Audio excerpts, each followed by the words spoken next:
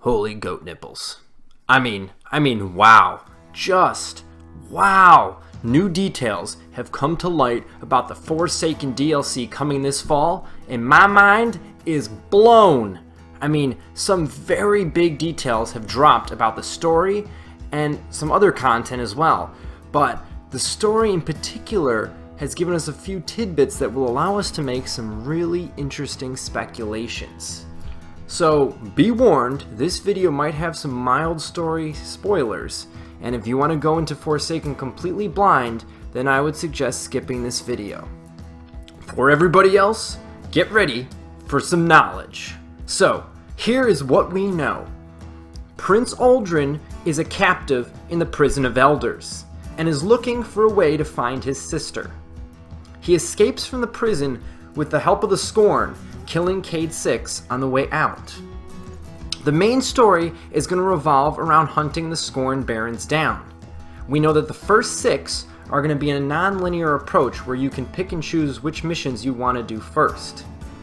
Next, the final 2 Scorn are going to be in the same set order for everybody, and then the story will culminate in a confrontation with Uldren. Now, for any of you who don't know, the Scorn are resurrected fallen that have evolved into something darker and more warped than their original form. They're like fallen zombies. Now, in the final mission, when you face Uldren, we know that a mysterious voice calls out to him from the Dreaming City. After you complete the story, you begin a quest to unlock the Dreaming City's location. The Dreaming City is, and I'm quoting this from the article, a continuation of Uldren's madness in the campaign. We know that Petrovenge is the location's NPC and our ally. Now, once there, you will find the place is overrun by Taken, and in the first time you arrive there, you get sucked in to the Taken Ascendant realm. The Dreaming City will house the new raid, and follows a 3-week cycle that changes the destination each week as it becomes more and more corrupted by the Taken Ascendant realm. At the end of the destination cycle, a greater secret will await discovery for Pinnacle players to confront. Now, first of all, this sounds extremely promising for endgame content, and I am super excited.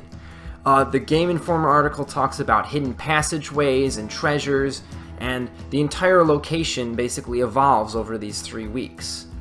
But the best part about all this information is that we can make some serious lore speculation about what's going to happen in the Forsaken expansion. So, in review, we have Fallen that are practicing necromancy like Nokris in Warmind. We have Taken and the Ascendant Realm overtaking the Awoken homeworld. We know that Uldren's actions are described as madness, and we have a mysterious voice calling out from what could be called the Ascendant Realm. Now, the last time we saw both the Awoken and the Taken in a major story was the Taken King expansion in Destiny 1. The Queen of the Awoken supposedly sacrificed herself to stop Oryx before her fleet was just decimated by his dreadnought. What if, wait for it, the real villain of Forsaken is Savathun, or the Darkness? What if the Queen became trapped in the Taken Ascendant realm after the blast from Oryx's dreadnought? Imagine that the dreadnought weapon doesn't destroy, but simply sucks everybody into the Taken Ascendant realm. We know that Savathun has taken control of the Taken forces in the events after the Red Legion War. You can find this out in various adventures and scannables on the different locations on Io and Nessus and the EDZ. What if she is now using her power to overtake the Awoken homeworld as a way to enter our solar system and invade? What if she's been manipulating Uldren and the Scorn to achieve her goals? She could be holding the Queen hostage as an incentive to Uldren. We know that he's trying to save his sister, okay? But we don't know what he's trying to save her from or how he's going about that. And then the developers tell us that players will confront some great pinnacle secret at the point when the Dreaming City has been most corrupted by the Taken Ascendant realm in the final week cycle of this location. I mean, come on, this screams like a final boss encounter, and Savathun would make the most sense. If she's in control of the Taken, and the Taken realm is overcoming the Dreaming City, then this final encounter, this final secret, wouldn't it make sense that we would come face to face with Savathun? Or maybe we don't even see her directly, maybe it's just a Taken shadow of her, like one of the shadows of Oryx. But I'm telling you right now, I am betting money that Savathun will make an appearance in the Forsaken DLC this fall. And this would be fantastic because it shows that Bungie is taking the different stories of expansions and connecting them together. I mean, we might not even defeat Savathun in this one. Maybe she runs away at the end.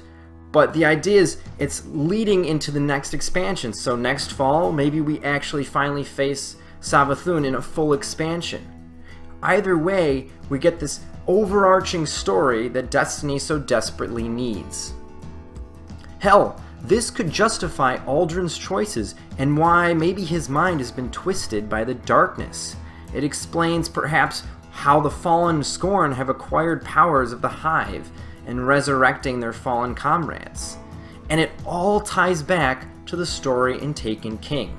This would bring the Taken and Hive and Awoken story to a conclusion that we were left hanging with 2 years ago. Anyway, Guardians, what do you all think? If you have any more questions about what was revealed in the Gameinformer magazine, leave a comment below and I'll get back to you. Do you think Savathun will make an appearance? Will the Queen of the Awoken be saved?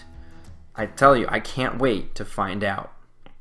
Now, if you enjoy Destiny lore videos, gameplay guides, and random Destiny debauchery, subscribe or leave a like. Thank you for tuning in, and I hope you all have a wonderful July 4th. This is Mediocre Guardian, signing out.